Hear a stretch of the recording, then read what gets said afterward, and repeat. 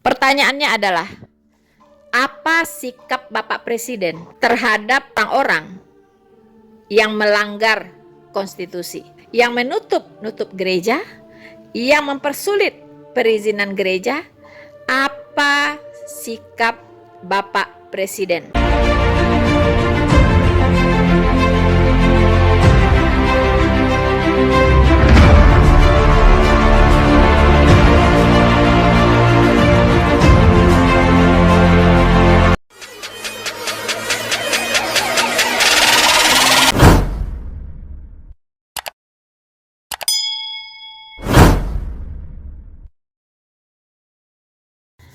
Halo saudara-saudaraku yang terkasih di dalam Tuhan, dimanapun Anda berada, bertemu kembali dengan saya Rina Solihin dalam channel Rina Menjawab.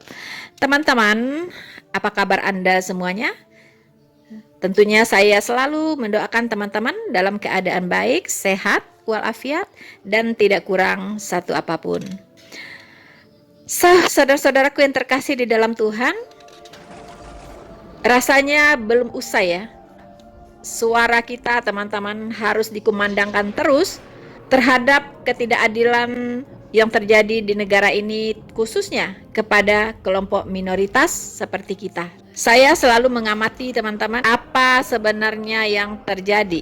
Saya mencoba untuk membuat sebuah rangkaian.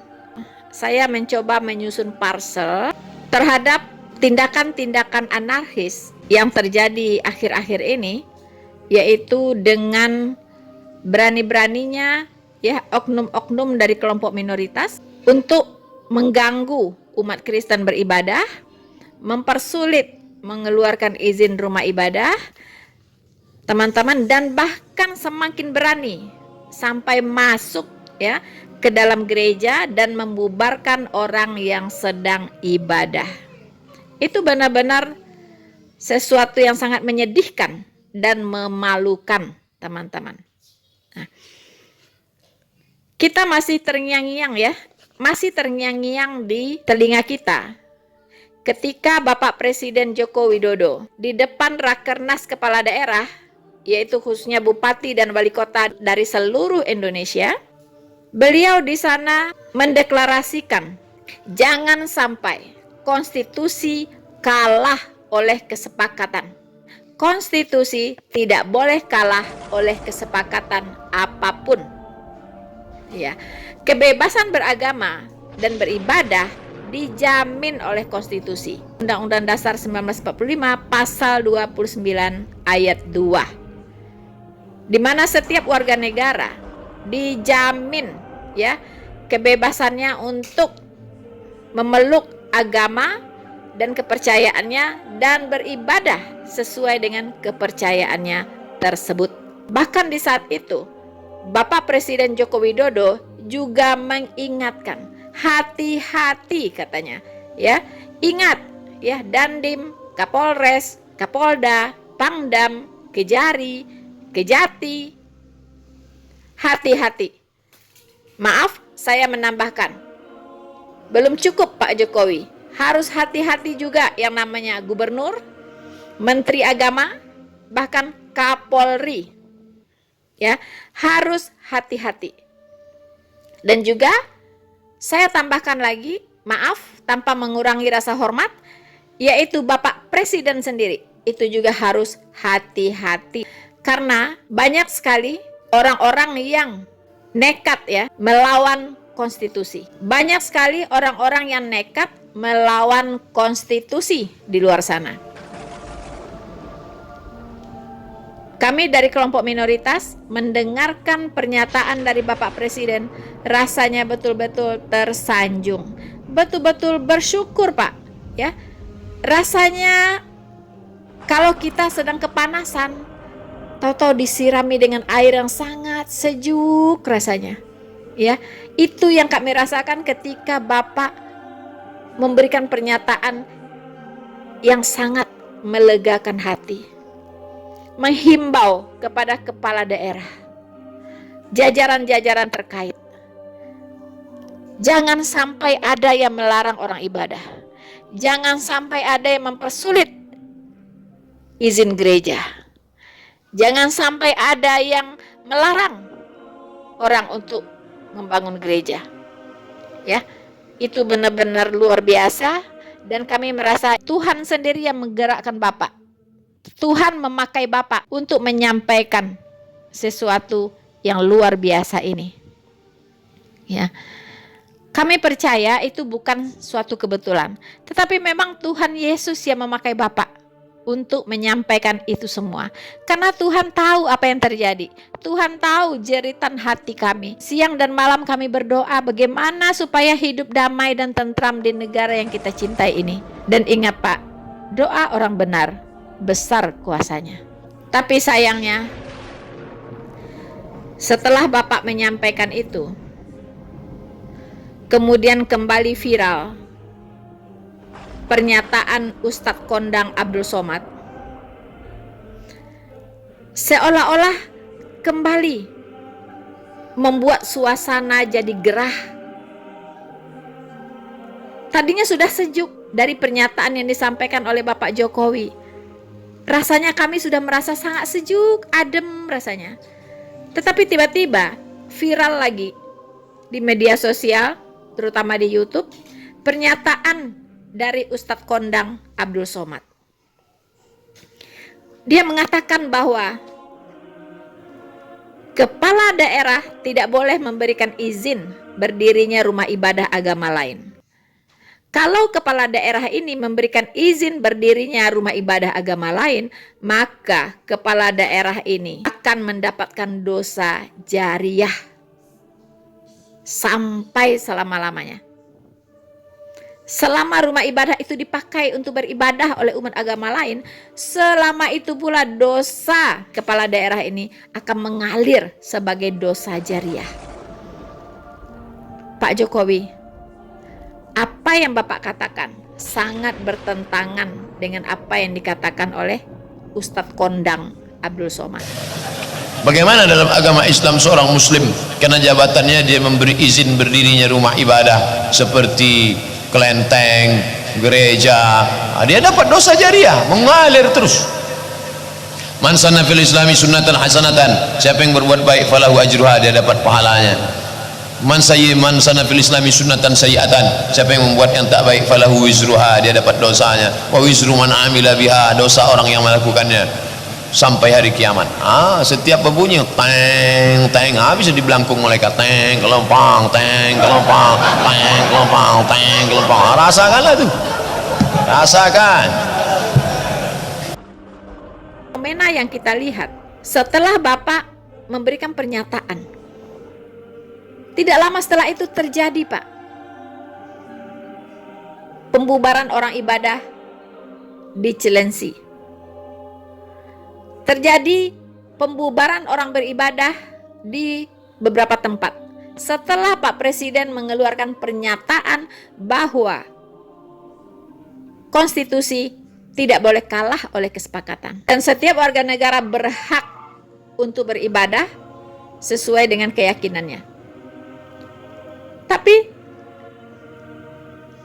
apa yang Bapak katakan tidak nyangkut, ya. Seperti angin berlalu saja.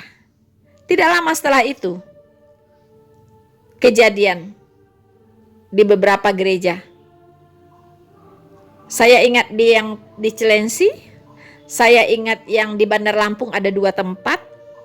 Saudara-saudaraku yang terkasih di dalam Tuhan, sebagai penutup saya akan menayangkan deklarasi dari pemuda Batak Bersatu, di mana mereka terlihat sudah begitu gerah, ya, dengan kejadian demi kejadian akibat arogansi beragama di negara ini, sehingga pihak-pihak minoritas selalu mengalami persekusi, intoleransi, intimidasi gereja dan umat-umat Kristen.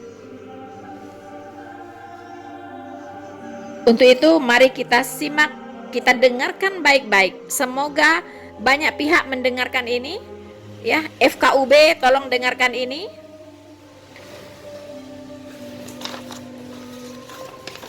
Semoga Bapak Presiden Republik Indonesia Joko Widodo mendengarkan deklarasi ini.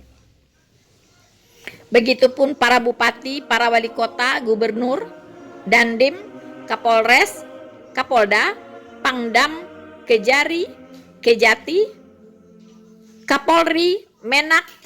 Saya harap semua yang saya sebutkan ini mendengarkan apa yang dideklarasikan oleh pemuda Batak Bersatu ini. Selamat menyaksikan.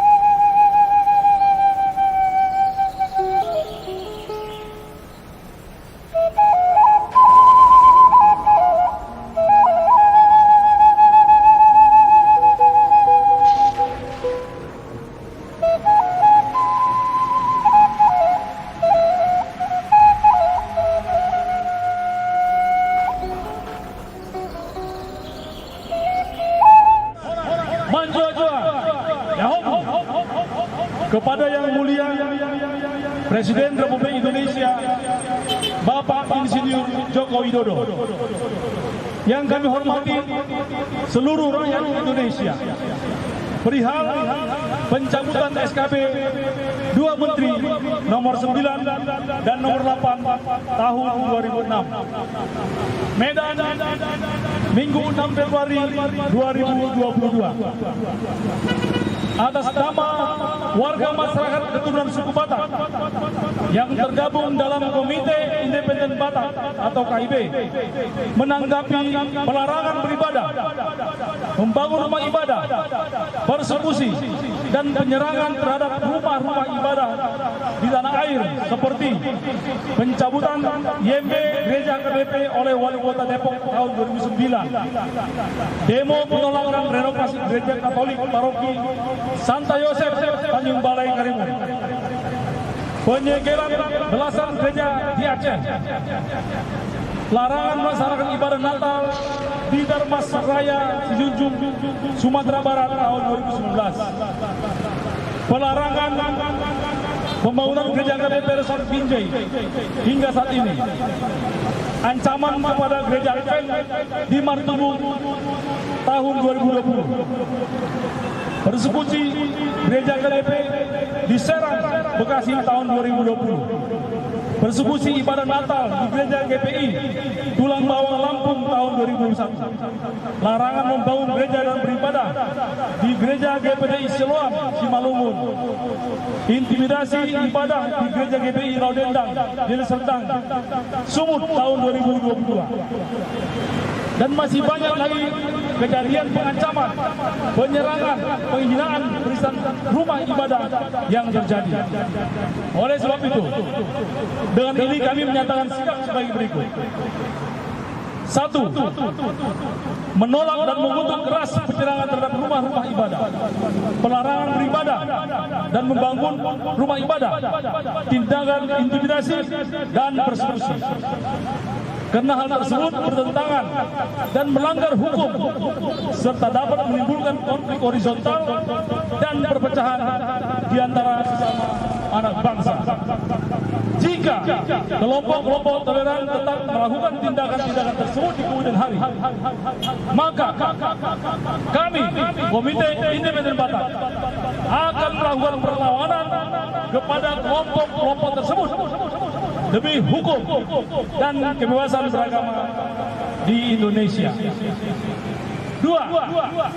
Mendukung kepolisian Republik Indonesia untuk menindak tegas tanpa ragu-ragu pelaku-pelaku intoleransi yang melakukan pelarangan, intimidasi, persekusi, serta penyerangan terhadap rumah-rumah ibadah sesuai dengan hukum dan undang-undang yang berlaku.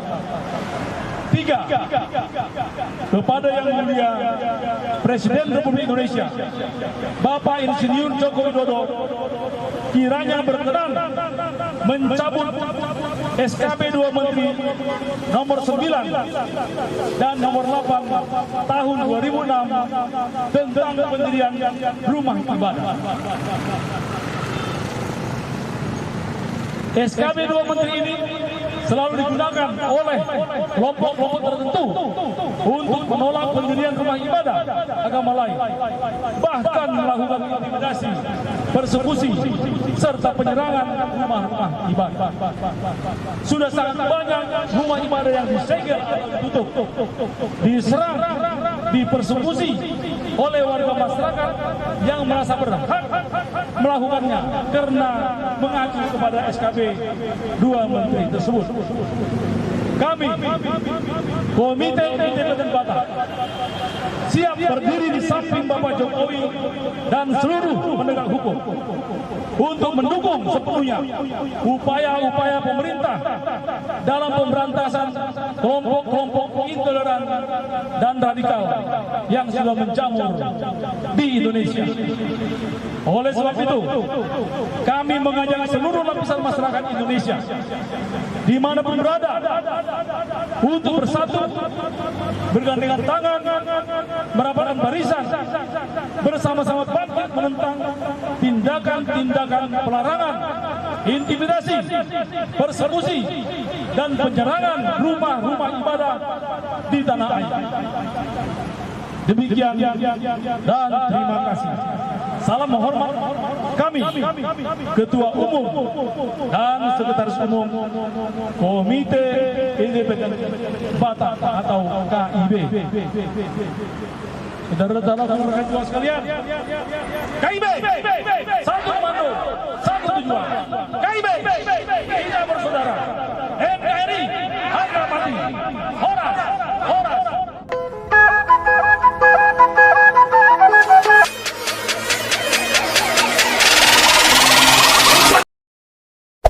Hey there. Subscribe to my channel. And also press this bell icon.